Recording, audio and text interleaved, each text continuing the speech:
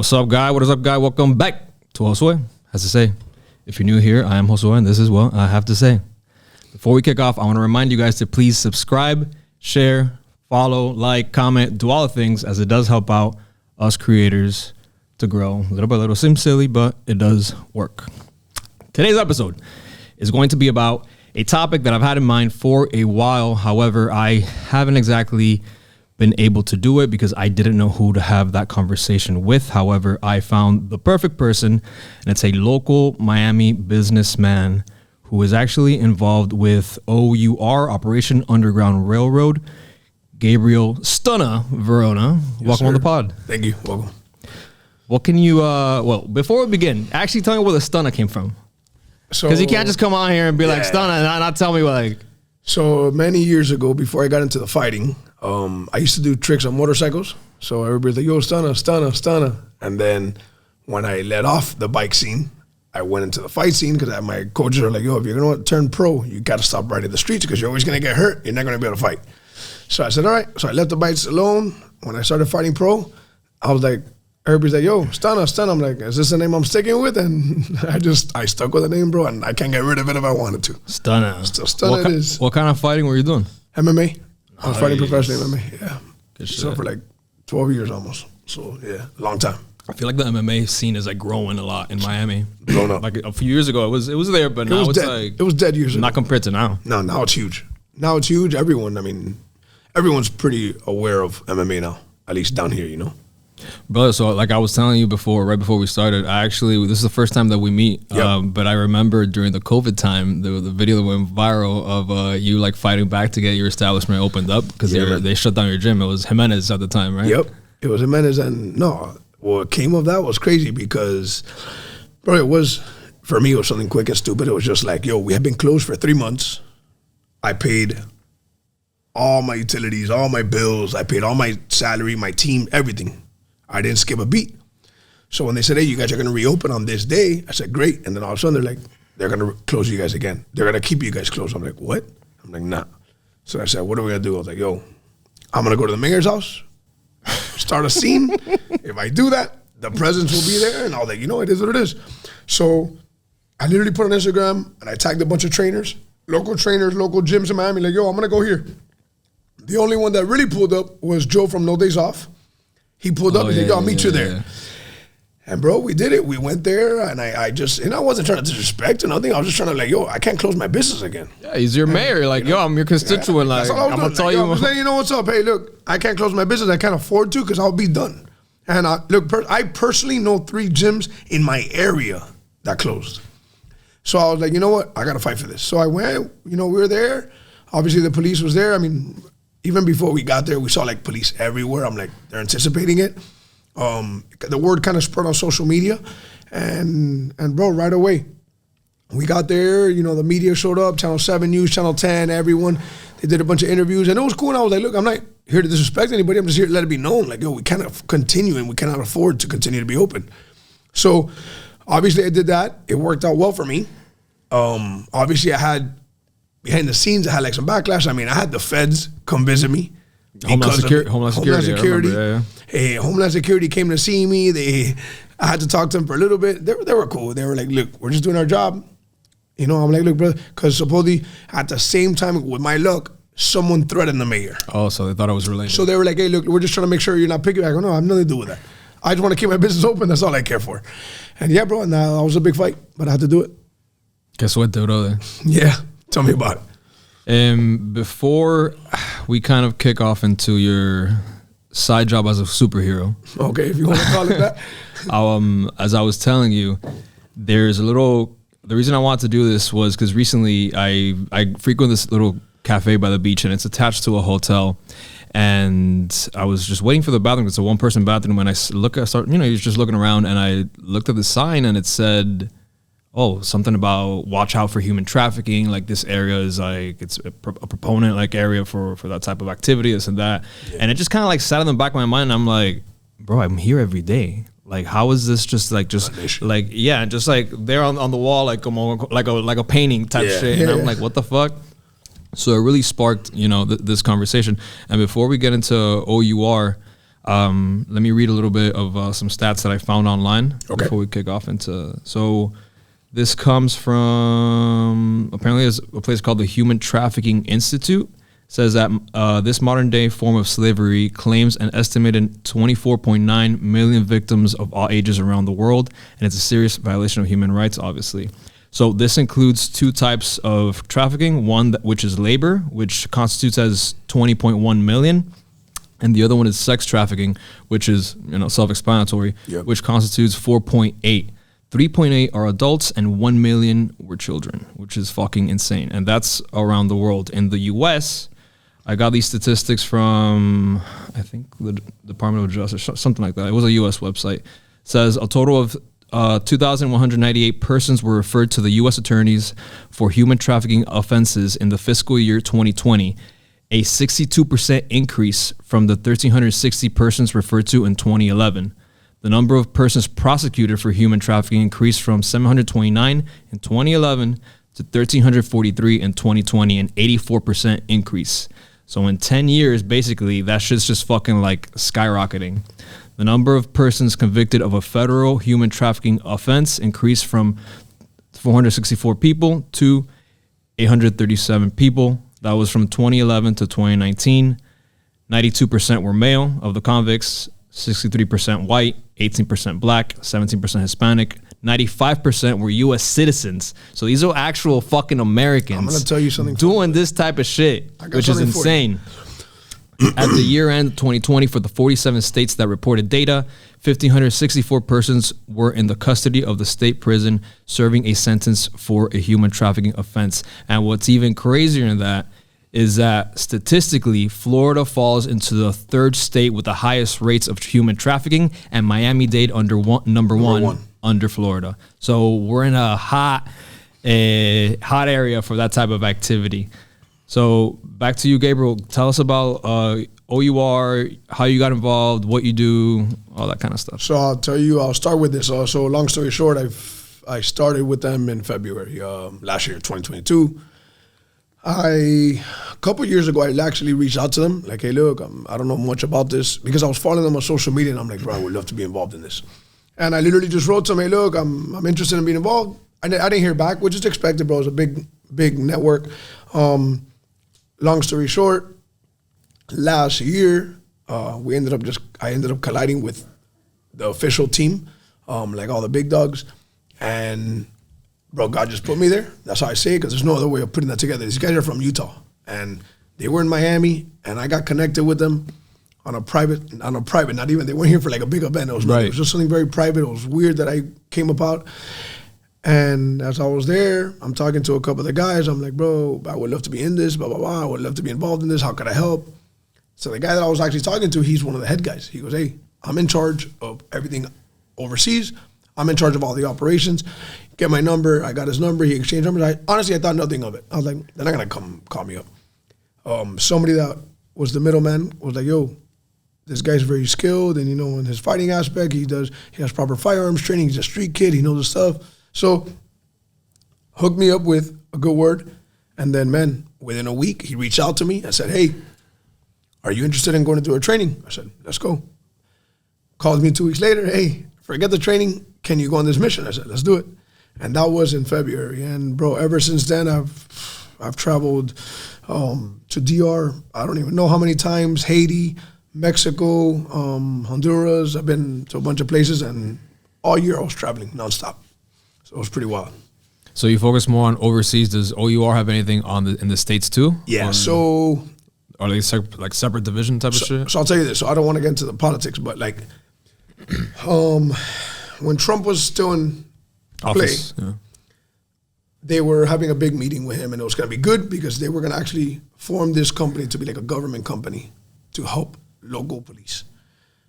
When Biden came into play, they figured that it wasn't a good card for them to do for whatever reasons, obvious. Yeah. So they said, let's step back. Let's not do that. So they figured out another route. They've been working their ways in. Don't get me wrong. They're connected in every state, every city, from headquarters direct with local police, and they've been assisting. The new big thing that we brought to the table is we've been training K9 units that can sniff certain liquids that are in phones, hard drives, battery, anything. And we've been assisting with getting, once you make an arrest or once you have a search warrant, being able to get that dog into a facility and sniff out where they hide this stuff.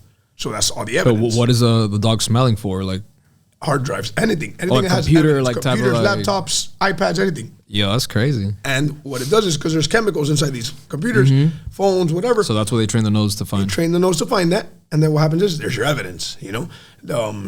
And there's going to be a couple of things coming out soon. There's even like a movie that's coming out soon, and it's and how they arrested him was because of the evidence that they had, how much evidence they had on him that he had hidden so well, but it was just because they found it that, bro, it opened up a gateway. And so that's the big thing that's within the United States. The thing for, like, for example, the team that I'm on, I'm in the Caribbean team. So I pretty much go to all the islands, outskirts of the U.S., obviously Florida. Obviously Mexico's not here, but what I mean is primarily. And what we do is we assist local authorities. And yes, there's corrupted authorities and there's not. I was just going to ask about that. There's levels to it. So you never really know who you're dealing with. You never know, and you never trust them, right? But for example, like we have good relationships with some of them. For example, like in DR, we primarily work with 5 detectives with one head. They have a colonel and 5 detectives. Those are only 5 units that I trust, and the unit that they work with is Homeland Security from the United States. So that whole team, and I've done a couple big jobs with them, I trust them. They're legit. They're legit. Don't get me wrong. We have been undercover doing operations in DR, and we've had problems with corrupted cops, like on the streets.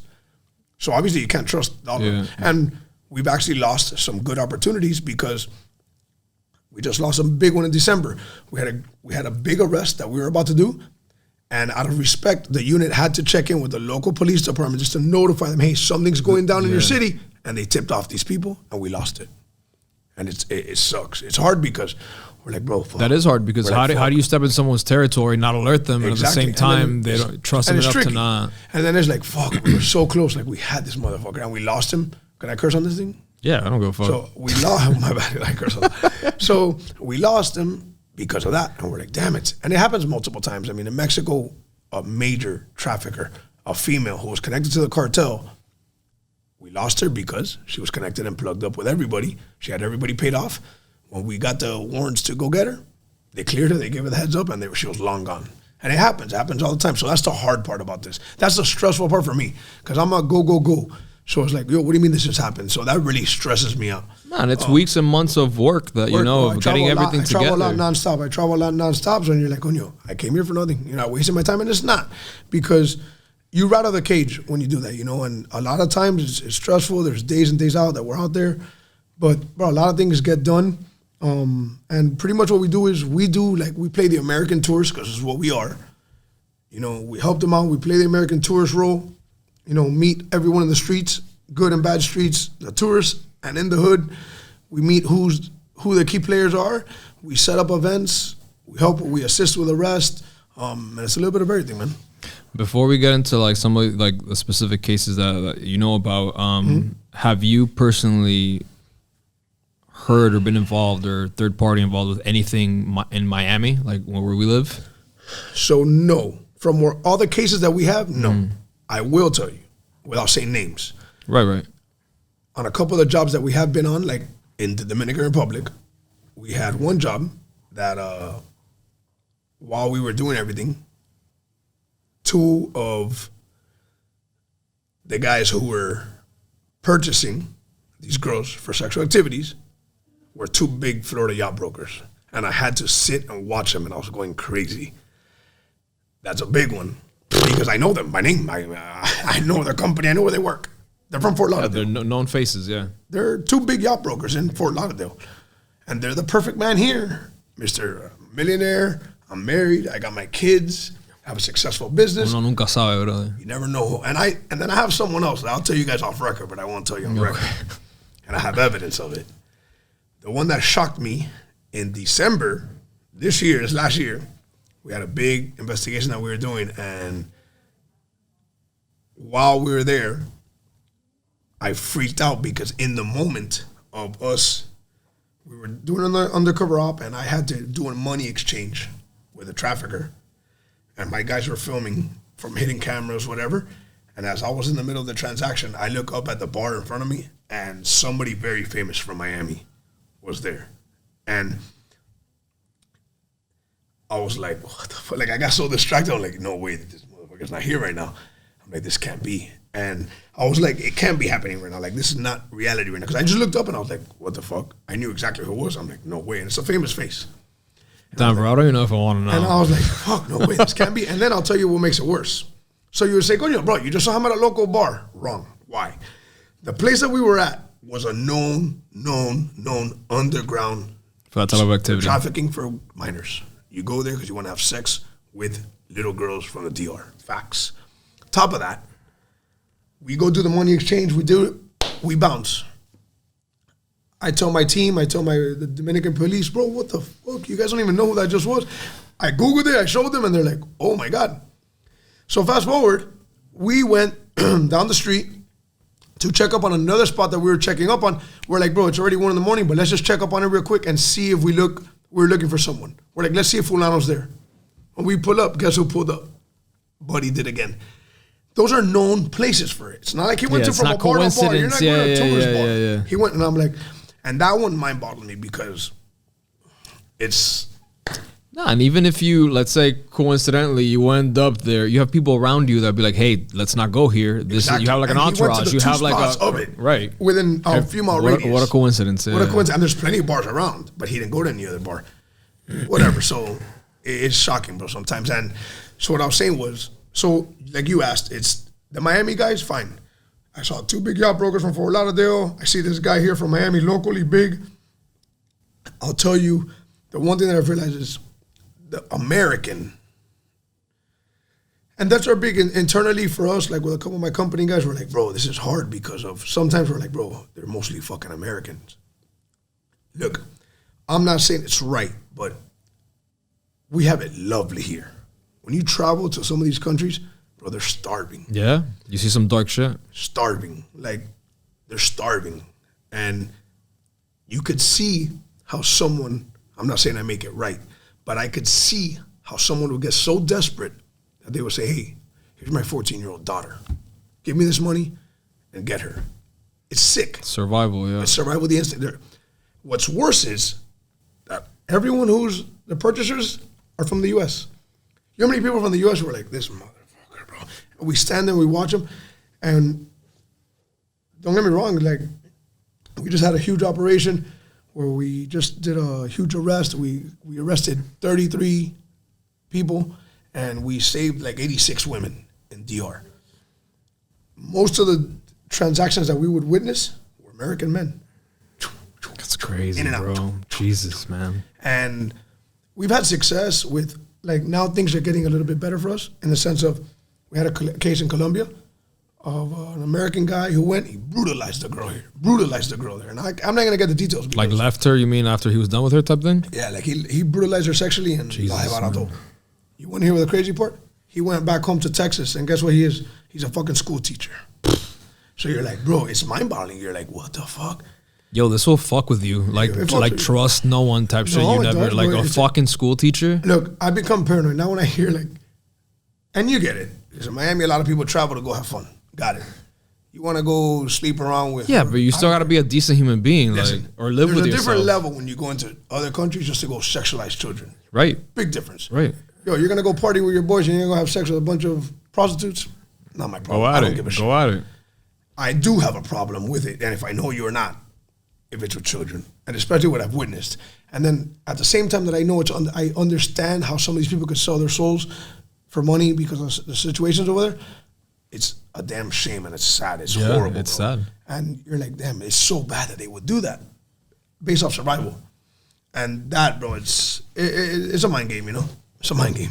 That reminds me, when I was kind of prepping for the podcast, I was listening to this other podcast called Crime Junkie. It's like a pretty big podcast, and they had one episode it's all about crime shit. Mm-hmm. One of them was about trafficking, and it was a girl here in 2012 that was human trafficked. Natanali Perez, something like that.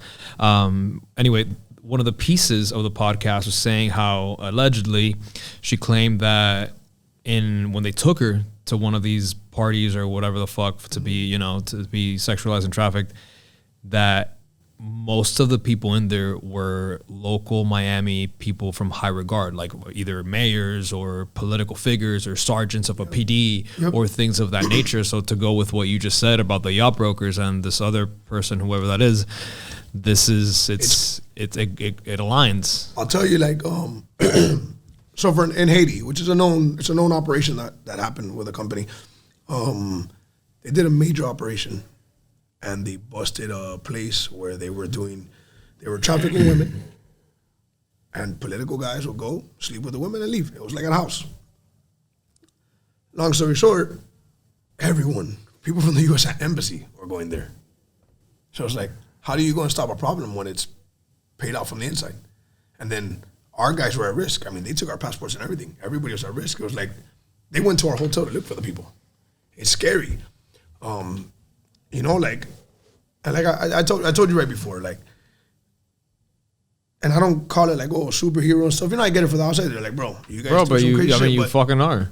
But like, for example, for us, I'm like, my biggest thing is, imagine if everyone says I'm not gonna go, then none of these kids. Bro, and I've been in some dark situations already, and I've seen some children where you see them and you're like, you're that one little arm that reaches out and you're that little lifeline and you're that little light that they see.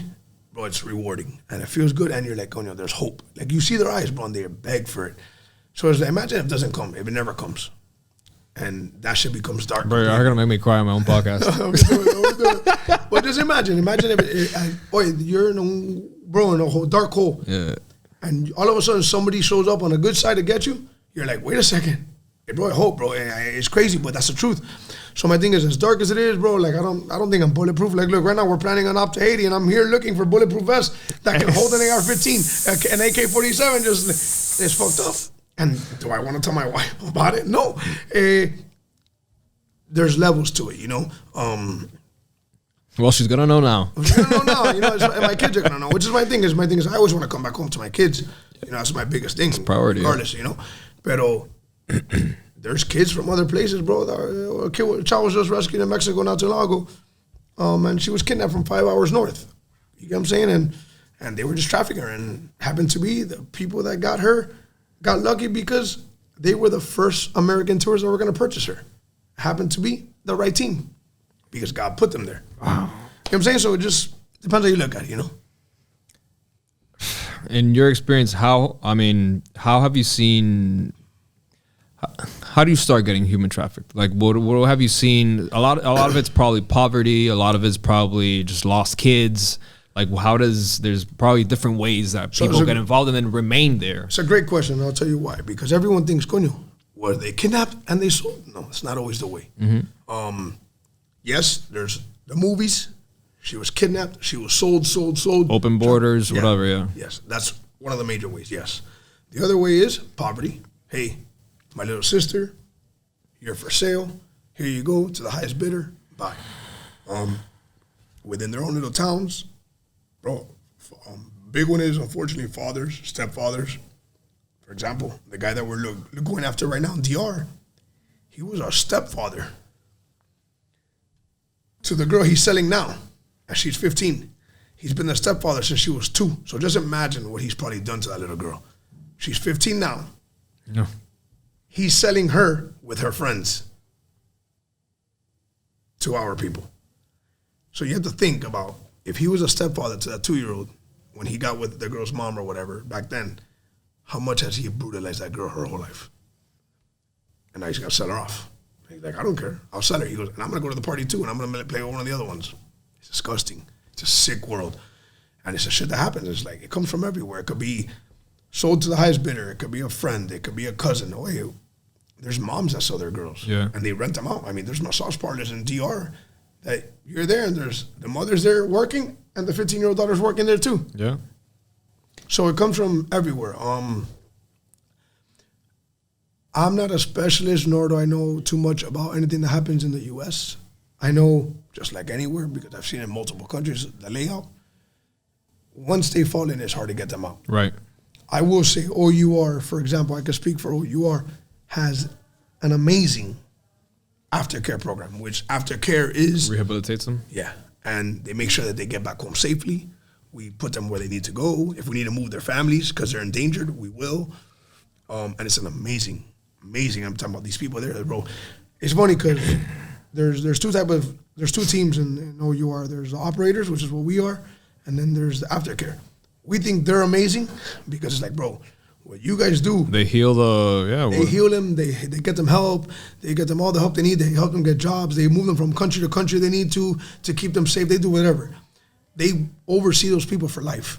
At the same time, they think we're amazing because we see firsthand the craziness.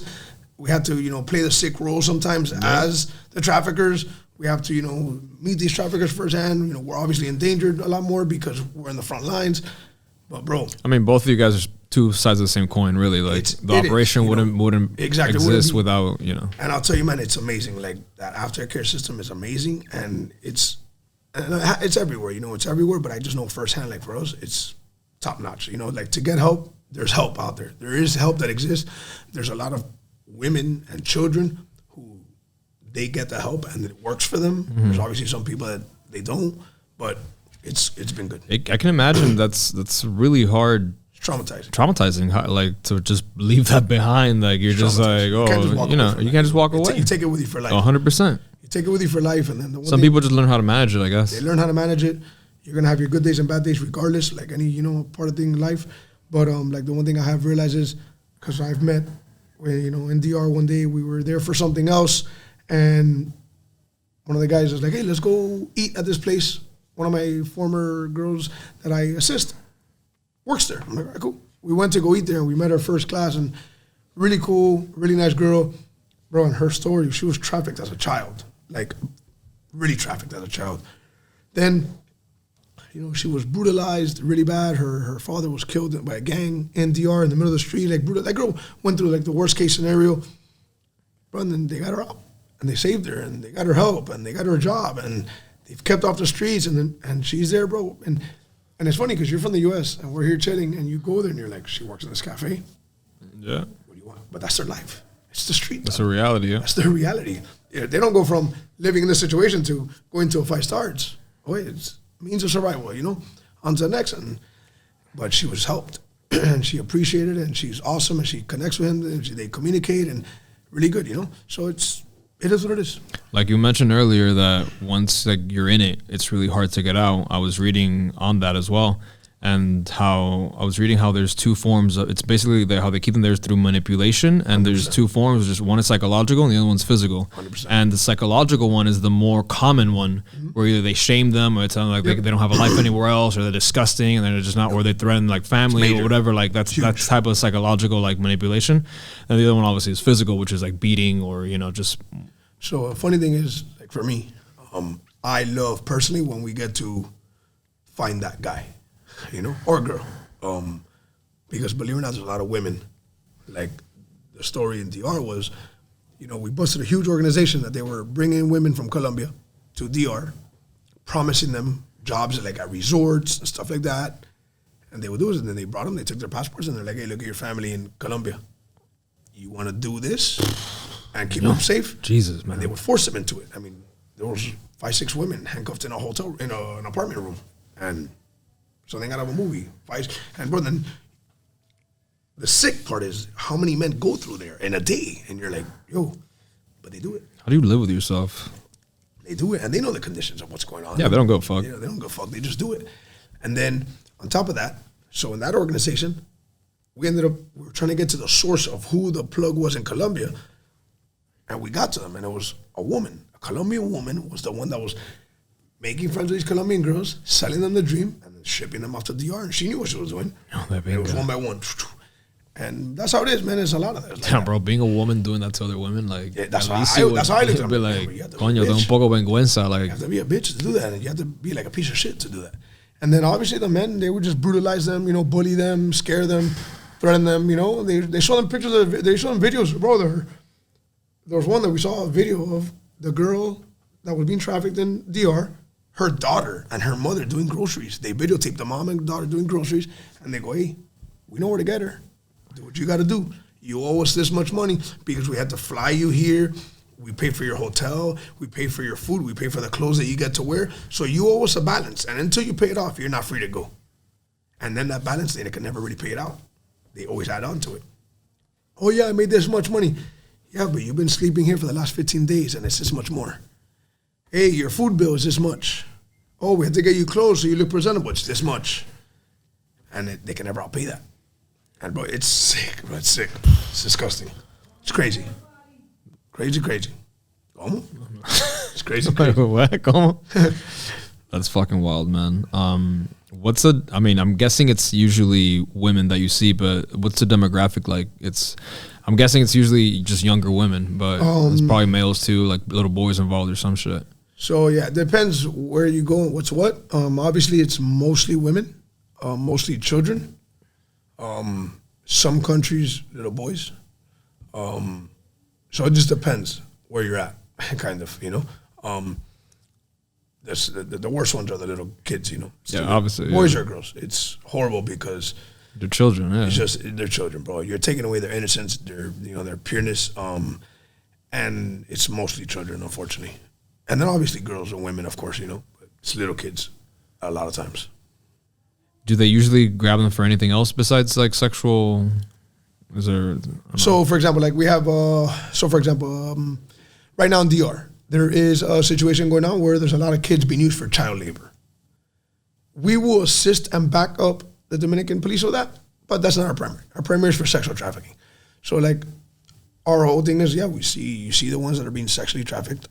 In Haiti, in Africa, we have a team in Africa. They're doing organ harvesting, and it's crazy to even think that, but it's a major issue. And they're killing these kids. And who's buying those organs? Do you know? The black market. It Just to sell. It exists. It's creepy, and it exists. I mean, they keep special needs women, impregnate them. Like a farm. Yeah. Keep them pregnant. Have a farm of women. Keep them pregnant for 9 months. And when the baby's born, they harvest them. It's sick. This is human to human. It's not even like... It's really crazy. And there's levels to it. I mean, it's scary, man. It's ugly. It's ugly to say that. You know, the best way I can explain this, it's a very ugly job. But rewarding. It's a very necessary job. Yeah. If you don't do it, who's gonna do it? It's a very necessary job. Like, bro, there's times I'm there and I'm like, I just want to come home. But you know why you're there. You come home, you feel rewarded. Maybe a little more fucked up than you left. A little more fucked up. But it's rewarding. You're like, God damn, you know what happens, you know. There's been days that I come here and I'm like, but I do my best. I had programmed myself from the beginning. I said, yo, whatever you do is leave your emotions and your mixed feelings and your thoughts about it on the plane. Oh, otherwise you wouldn't be able to do it. Yeah, I said, if I can't leave it on the plane, don't bring the show home. And I do my best. The second I land here, I'm like, Disconnect completely. Oh, you have to. How else would you be able to live? You know, when I see my kids and shit, and I play with my kids, I try not to. Obviously, you know, there's things that happen, and you relate it to them, or, you know, just natural human. Your brain goes there. But I do my best to forget about it. Speaking of fucked up, I wanted to touch on that famous case with the Dutch guy in Mexico. Yeah, it's a hard one. So, I mean, as much details you can go into that, like who is he, what happened, how to get caught, the whole, you know, A to Z type thing. So, long story short, the reason our team didn't have no time to prepare for this guy was because it was, so in Holland, he was known for being like, he was trying to make being a pedophile being okay. Long story short, he was trying to push like, hey, look, if you ask a 3-year-old, hey, do you want to have sex with me? And the kid says yes because he doesn't know what it's saying yes to, it's okay. So on top of that, what I think was, if I remember correctly, what was the key thing that happened was he went to a gay parade and he was promoting being gay and a pedophile is okay and it's the same thing. But a bunch of gay people who were like, hold on, I'm gay, but I'm not about this shit, yeah. They're like, I'm not about this. They started calling him out. They're like, hey, don't make, because he was handing out like little flyers and stuff. Matman was his name, right? Yeah. And they started, Nelson Matman. Yeah. So they started throwing it. So a group of lesbian women started throwing in this, and they're like, hey, this is not fucking okay. You can't be promoting this. They were the ones that called the authorities. In Mexico? No. In Amsterdam. Oh, I'm sorry. Okay, in Holland. He was in Amsterdam. He went to like a gay fest, and it was good because this community was like, "Yo, fuck you. We're not about this type of shit." Yeah, it has nothing to do with being a pedophile. We're gay. We're not pedophiles. Or to pollute the community with that. With that, they're like, hey, don't come and do that here. Yeah. So the good thing was they all stepped up and they called the authorities. They're like, hey, so it opened up a door, and he got in hands with like a detective who was obsessed with getting him, which was good. The guy was obsessed with getting him. They had him on they were trying to get him on whatever they could, honestly. They got him. They had some evidence on some stuff that he was doing with little children. They got him. They arrested him. He made bail, blah, blah, blah. He said, you know what? I'm out of here. He takes off to Mexico. He hides out in Mexico for like 6 months under the radar. Nobody knew him. Nobody heard of him ever again. Nothing. The detective who was obsessed with him was on the black web, looking him, doing his homework. 6 months later, he comes up out of nowhere. This guy finds him, reaches out to him. He doesn't know it's him, obviously. Earns his trust. And he was like, look, I'm in Mexico. I need to make a living. I'm really broke. I need help.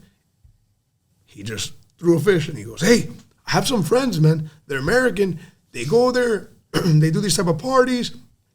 You can go and make money with them. Yes, count me in. He fell for the trap. They called our team, hey, can you guys everybody flew into Mexico. We're all like, why are we here? Like, it was like, yo, can you guys fly in tomorrow? We're like, yeah. So we all land in Mexico City. We land, they're like, this is a situation. We're like, whoa, okay, got him. And he was big. I'm telling you, he's a big pedophile. Like, he was very well-known in that world. But what made him well-known? What was his history on the internet, bro, being super controversial. You look him up, there's mad videos. He was arguing with everybody. Like, no, being a pedophile is okay. Trying to normalize it. Love is love type of bullshit. Yeah, that bullshit. If a child says they want it, that's consent. That's insane. So my cousin thought she was a Ninja Turtle until she was 5 years old. Like, exactly. Exactly. Una locura. So he was trying to push that to be normal, and then he started connecting and sharing videos. So then there was evidence of him in the internet making moves. So he was trying to normalize it, blah, blah. We finally get to him. We play the stupid role. I'm talking about we had a team dressed up, playing the role.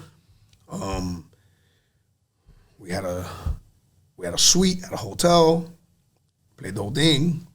We FaceTimed him a night before we got him. Hey, I'm at a club, I can't see you today. You have to play the role. Hey, I'm at a club, I can't see you today. We'll pick you up tomorrow. He was very nervous about it, but yeah. Fast forward. Yeah, but the desire, the curiosity part got him. Bro, he dyed his hair. If you see him on the arrest photo, his arrest photo, he was I think it's orange or red with a mohawk. So that's it. Yeah. So he wasn't like that before. If you see him prior, he looked a little different.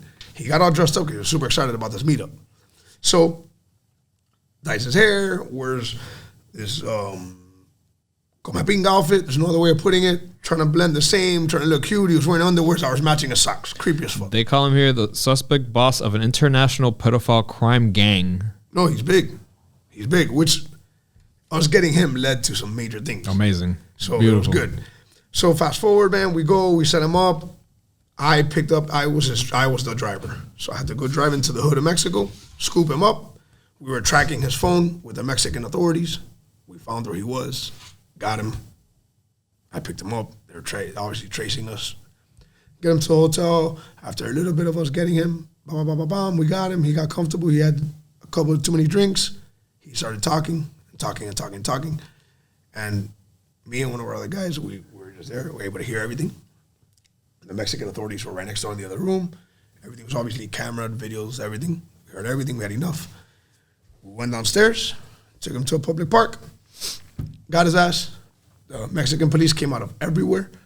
What was his reaction? He knew it. Yeah? He knew it because I say this, what's crazy was right when we got him, we were going downstairs, he just kept on looking at me, and I was like, he knows. He knows. And the one thing the Mexican the chief of police told me, don't let him get away from you, please. And I go, he's not going anywhere. He was 6'7", bro. He was huge. He stands out in Mexico. Yeah, those Nordic guys are huge. So, and the funny thing was, our funniest thing was when we're there, the last thing that he said to me was, we're there talking, he goes, bro, we're literally crossing the street to get to a spot. And he's like, you know, I anticipated this. I go, yeah, what'd you anticipate? And he goes, I anticipated, but he goes, once I thought, you guys could be the U.S. police, but you guys have no jurisdiction here. Mm-hmm. He thought this out. He goes, then I thought maybe you guys are hitmen from Holland, but then I realized I'm only worth $3,000, and that suite is worth more than that. So I don't think you guys are them. I know the Mexican police don't do this because they don't do this in Mexico. They're open to the gay community, which he's stupid because he always relates gay with being a pedophile. It's not the same thing. So he was like, they're open to the gay community, but you're gay and you're a pedophile. It's two different things. So then he didn't know that we were who we were. And as we're crossing the street, he tells me, I don't watch much TV, so don't judge me. He goes, do you know what the Squid Games is? And I was like, what the fuck are the Squid Games? And he got super offended. What do you mean? So where they're arguing. The fuck did he create the show? Like, what the fuck is he being offended He about? got super offended that I didn't know what the Squid Games were. And straight up, I didn't know what the Squid Games were. It's a pretty big show, but don't judge me. I don't fucking watch TV. Good. So where they're talking, he's like, you know, he's got super offended. And I knew that we had to get him to like that spot because then they were going to come out of everywhere. So as I'm getting him, I already got him there. And I distract him. I turn him. As I turn him where they're arguing back and forth. And I'm looking up at him and he's big as fuck. Where they're arguing. And out of nowhere, bro, they come. They got him. They fucking threw him in the back of a Suburban. And peace. And that one was very satisfying, especially with what we had to hear him say in the hotel room of what he did to a little boy. So it was Did awesome. you guys find evidence on him? Like he's bunch done. Yeah? It was the dogs? No, we didn't need the dogs. No, it was just all plain sight type shit. We went so when I picked him up in the hood, when I picked him up originally, we were pinging his phone. We had a bunch of Mexican undercovers in the area, and we saw exactly where he walked out of. That's how you could be tracked, bro. And we got back to his house. We got a bunch of evidence that he had there, on top of what we already had on him. And we said, what's the best option? Keep him in Mexico or send him back home? We're like, fuck that. Let him stay in a Mexican prison for 30 years and then deal with that later. What was the spectrum of things that you guys had on him or found that, like, whatever you can share? Everything with children. He was even bragging that he was fucking a little 15-year-old boy in Mexico while he was there. And as clean as that, bro, he was fucking a little 3-year-old boy in Holland. Jesus fucking Christ. Let's speak like adults. Even though he was a skinny twig, he's 6'7", okay? Just picture that, he's 6'7". His pecker has to be the size of a pencil, at least, I hope. Yeah. To put that in a little 3-year-old child is fucking sick. It's disgusting. So I hope somebody with a fucking eggplant te la mete for the next 30 years of your fucking life in Mexico against your will, just because you like it, I hope it's against your will. A spiked one. Exactly. And he's going to suffer in Mexico. And he did. He has been. Connected to him, we got some very big pedophiles in Ecuador or something like that, I think it was. Ecuador. We got some big pedophiles because of him. He called us a month later. Started talking? I want to talk. Good. And you weren't going anywhere. Thanks for the information. Peace. Let's go get these guys. And yeah. And so it's been good. And I think it put a big stamping on the map, like, yo, we're out to hunt pedophiles, you know? I think people know about it more now and people are aware. And obviously the professionals are going to hide it better, but it lets you know, like, hey, there's people that are coming for you sooner or later. Bro, that's fucking crazy, man. Yeah. When I was listening to your podcast with Bella and Linda, the story that actually took me aback was the one where you said that certain traffickers travel with doctors, like for the kids. Yeah. Like to repair them. Mexico's without getting into too much detail, it's disgusting, but it's like to repair these kids. So I'll tell you quick. Are these willing doctors, or are they also like at some point? It depends. Threatened or? Listen, so to answer that question correctly, there's a doctor in Mexico that was willing to stitch up little girls and little boys who were brutalized and ripped up from grown men. That one doctor wasn't there against his will. So, I mean, why not just put a chain around his neck and drag him for the next 6 miles? You know, it just depends, bro. It just depends. You know, obviously there's some situations where people are threatened to do things that they don't want to do, but it's tricky, you know. It's tricky. You gotta. It's a hard choice sometimes. You gotta make things happen, but do I continue to let this happen, or we just eliminate that person? Yeah. Save all these other kids. Sometimes you gotta, pick pros and cons. Yeah, well, lesser of two evil type of bullshit, which is still evil. You're but, being suffered anyways, right? Right. I'm gonna let you continue letting all these kids suffer. I'll just take you out of your misery, and Yeah. that's how I look at it. Gabriel, before we wrap up, what do you, I guess, anyone that's watching this that wants to get involved or not everybody can do what you do, right? But like maybe there's other opportunities or I don't know, like what do you... I'll tell you this, something that I told you right before the show, me and my buddy were talking about it, like how can we just make people more aware of it, right? Because it's obviously a major problem in the U.S. No, that's why I wanted to make this one. It's a major problem in the U.S. Number one, I do a women's self-defense class, and I teach all the girls that I know, I tell them, yo, don't catch an Uber by yourself, don't go out alone by yourself, don't fall asleep in an Uber, don't drink, don't do this, be careful when you're doing this. Number one, be aware of yourself. Number two, there's lifelines to connect to people in the States. For example, sharing your app on your phone, whatever, sharing your Uber rides. Girls, be aware of yourself. Share that. Take a self-defense class. Learn how to defend yourself enough just to get away. I'm not saying you're going to be Rambo. Carry a taser or some sort. Carry a taser. Get a weapons concealed. Carry a gun. Carry a knife. Defend yourself at all costs. Don't let your friend travel alone. Don't let your friend go meet some random person on the internet at a location where you don't know where they're at. If you know someone that's being sexually abused, sexually trafficked, get help for them. Get help for yourself. Reach out to somebody. And on the other side, people need to pay attention to signs, Sometimes somebody could be reaching out to you and you're comiendo mierda, not being aware that person's asking for help. It goes over your head, yeah. So I tell people just gotta be aware of situations now. Just look around, be aware of it. If you're on social media, maybe you have a decent following, announce it, man. More people are aware about it, it's gonna make it better, It's a major issue. Look, there's days that I'm like, are we really doing anything on this? Are we really helping anybody? Because you're like, we got one guy, but the world's big, But it's like, and I fight with that battle myself. It does. It makes a hell of a difference, bro. I tell myself that. That shit's a network, One person can affect so many. Exactly, and that's why I say, bro. Like sometimes I'm like, did we even do anything here? No, bro. You can't second guess yourself. But crazy. We do it. It's just me, my craziness. I second guess sometimes. I'm like, damn. Even if we just did this one or whatever, it just happens. But the more that everyone knows and shares it and spills the beans and talks about it. Awareness is key, yeah. So just that, share it, talk about it, and don't deny it because it's real and it's here. Yeah, there's a lot of people out there that still don't fucking believe it. Or they don't believe the U.S. is, bro, it's on the government websites. Listen, from what I've experienced, we're the number one consumer and cause of it. Facts. Money. As much as people are like, Americans are a bunch of assholes because we suck sometimes. You know what? It took me growing up to realize why the rest of the world hates America, and it's like, damn, we're not the superheroes we say we are. When I travel the world, bro, I've sadly realized that. Because not for nothing, I'll be in poor countries and I'll be like, these fucking Americans, we suck. We're the cause of this shit. Yeah. But I'll tell you this, but we also live in the best fucking country in the world. 100%. Because when I travel these countries, I'm like, you people have no idea how bad it is over there. Yeah. You don't want to be there. I mean, everywhere else it sucks, but here's a lot. This suck is a lot better than those are two truths that exist simultaneously. It's the truth. It's the truth. It's a sad truth. I love this country. We suck at many things. We're great at many things. But when I go to other countries, I'm like, I want to go home, Doug. Fuck this. So it is what it is. You pick your poison. Pablo, thank you for coming on. Thank you, brother. Thank you for being a superhero. You're literally the epitome of not all heroes wear capes. I don't believe in that, but I appreciate it. Thank you, Doc. Appreciate that. Of course. I don't know if you want to drop any of your socials or whatever. If you don't, social media, if you want to follow me, Gabriel Stunna is the best way. Not Stunna with an ER, Stunna, Stunna. Gabriel Stunna. And that's it. Is there maybe a link to OUR or something like that? OUR, man. You can search up OUR on anywhere in the internet.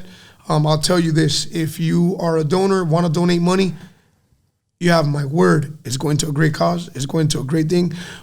Every donation that we get, we pay for the funding of everything, of all these victims, of big operations to get things done. And firsthand experience, bro, it's it's one of the greatest investments that you can make in your life. Like it's, your dollar is going to go somewhere valid.